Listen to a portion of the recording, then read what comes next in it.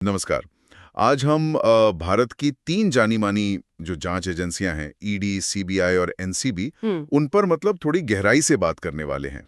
हमारे पास जो भी जानकारी है, आधिकारिक स्रोत हैं, रिपोर्ट्स हैं, हम्म। उनके आधार पर हम ये समझने की कोशिश करेंगे कि भाई ये एजेंसियां करती क्या हैं, इनमें क्या समानताएं हैं, क्या फ़र्क है हम्म। और असल में ये काम कैसे करती हैं। चलिए ज़रा इसे समझते हैं।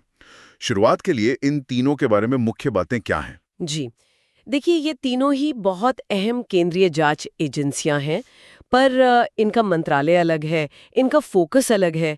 जैसे ईडी यानी एनफोर्समेंट डायरेक्टरेट, हुँ, वो वित्त मंत्रालय के अंडर आती है। अच्छा, हाँ, और इनका मुख्य फोकस है आर्थिक अपराध, मनी लॉन्ड्रिंग, फेमा उल्लंघन वगैरह। फिर आती है CBI, central bureau of investigation. ये कार्मिक मंत्रालय के तहत है। हुँ, और सीबीआई का दायरा थोड़ा बड़ा है। ये भ्रष्टाचार तो देखती ही है सीवीसी की निगरानी में, साथ में गंभीर अपराधों की जांच भी इनके पास है। और तीसरी है एनसीबी, हुँ। Narcotics control bureau. ड्रग्स वाली एजेंसी। बिल्कुल, ये गृह मंत्रालय के अधीन है और इनका काम सिर्फ और सिर्फ नशीली दवाओं से जुड़े अपराधों को रोकना है। ओके। थोड़ा और बताऊं तो ईडी जो है वो मुख्य रूप से 3 कानूनों पर काम करती है। पीएमएलए मतलब prevention of money laundering act, FEMA foreign exchange management act, और एक नया है FEOA, fugitive economic offenders act. हाँ, भगोड़े आर्थिक अपराधियों वाला। जी, अभी हाल ही में ही शायद 20 जून 2025 की बात है, श्रीनगर में एक कंपनी थी एमएस ट्रिनिटी री इंश्योरेंस ब्रोकर्स, उनके खिलाफ पीएमएलए के तहत कार्रवाई हुई। ये एक उदाहरण है। सीबीआई की बात करें तो इसकी स्थापना तो Delhi special police establishment act 1946 के तहत हुई थी। जैसे मैंने कहा, भ्रष्टाचार देखती है, गंभीर अपराध और इंटरपोल से जुड़े मामले भी यही हैंडल करती हैं। अच्छा, इंटरपोल वाला काम भी सीबीआई के पास है। जी हाँ, इसके डायरेक्टर अभी प्रवीण सूद हैं और करीब 5,000 का स्टाफ है इनके पास। डायरेक्टर की नियुक्ति भी एक हाई पावर कमेटी करती है, प्रधानमंत्री, विपक्ष के नेता और चीफ जस्टिस या उनके द्वारा नामित सुप्रीम कोर्ट जज। और कार्यकाल भी बढ़ाया जा सकता है शायद अब। हाँ, नवंबर 2021 में नियम बदले थे, अब 5 साल तक का कार्यकाल मिल सकता है एक्सटेंशन के साथ। ठीक है। और एनसीबी? एनसीबी ये 17 मार्च 1986 को बनी थी एनडीपीएस एक्ट 1985 के तहत। इनका काम है नशीली दवाओं के कानूनों को लागू करना, बाकी एजेंसियों के साथ कोऑर्डिनेट करना और जो अंतर्राष्ट्रीय संधियां हैं उनका पालन करना। इनका वो मोटो भी है शायद कुछ, इंटेलिजेंस। हाँ, इंटेलिजेंस एनफोर्समेंट कोऑर्डिनेशन, ये इनका मोटो है। और ये जागरूकता अभियान भी चलाते हैं, जैसे से yes to life, no to drugs. एक हेल्पलाइन भी है इनकी, 1933। अच्छा, तो मतलब कागज पर तो सबके काम एकदम साफ बटे हुए लगते हैं। ईडी पैसों के मामले, एनसीबी ड्रग्स और सीबीआई बाकी सब, खासकर भ्रष्टाचार और गंभीर अपराध। पर क्या असलियत में ये हमेशा इतना क्लियर होता है?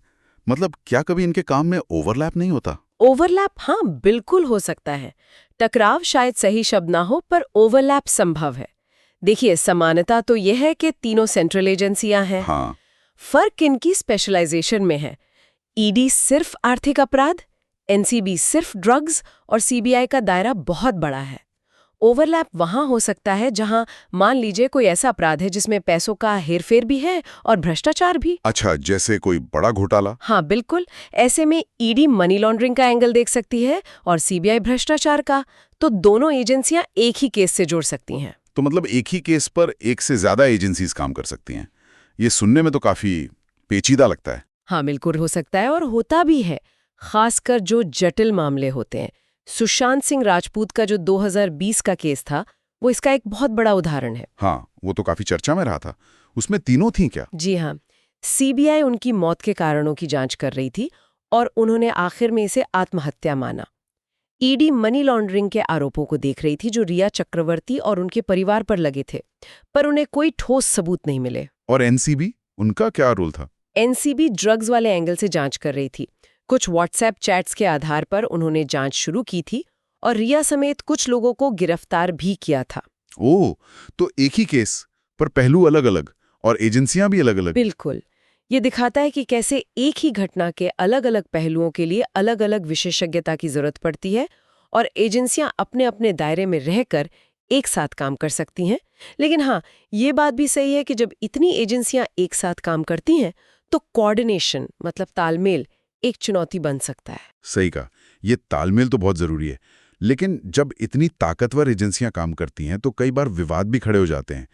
स्रोतों में इन एजेंसियों से जुड़े कुछ विवादों या आरोपों का भी जिक्र है क्या? हाँ, कुछ चिंताएं जाहिर की गई हैं। जैसे एक रिपोर्ट का जिक्र है, शायद लाइव लॉ की मार्च 2023 की रिपोर्ट थी, जिसमें कहा गया कि 2014 के बाद सीबीआई और ईडी ने जिन राजनेताओं की जांच की, उनमें से करीब 95% विपक्षी दलों के थे। 95%? ये तो बहुत बड़ा आंकड़ा है। जी, अब इस आंकड़े को लेकर राजनीतिक पक्षपात के आरोप लगते रहे हैं। हालांकि स्रोत ये नहीं बताते कि इस पर एजेंसियों का या सरकार का क्या कहना है, पर यह आंकड़ा अक्सर बहस में आता है। और वो पिंजरे में बंद तोते वाले बात भी शायद सीबीआई के लिए कही गई थी। हाँ, वो 2013 में सुप्रीम कोर्ट के एक जज ने कहा था। ये टिप्पणी एक तरह से राजनीतिक हस्तक्षेप या बाहरी दबाव की तरफ इशारा करती है। तो ये बातें मतलब इन एजेंसियों की स्वतंत्रता और निष्पक्षता पर सवाल उठाती हैं। तो कुल मिलाकर हमने ये देखा कि ईडी, सीबीआई और एनसीबी ये तीनों बहुत महत्वपूर्ण एजेंसियां हैं। सबकी अपनी अपनी खासियत है, अपना दायरा है। लेकिन आजकल के जो अपराध हैं वो इतने जटिल हो गए हैं कि कई बार इन्हें मिलकर भी काम करना पड़ता है। बिल्कुल सही कहा आपने। इनके रोल अलग हैं, पर अपराधों का नेचर ऐसा हो गया है कि कोऑर्डिनेशन बहुत जरूरी है।